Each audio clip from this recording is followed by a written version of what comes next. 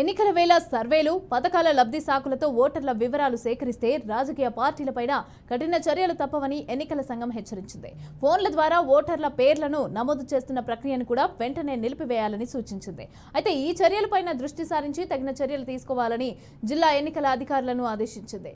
ఇక ఎన్నికల కరపత్రాలు, పోస్టర్లపైన ప్రచురణకర్తలు అలాగే ప్రింటింగ్ వివరాలు లేకపోతే చర్యలు తీసుకోవాలని అంది.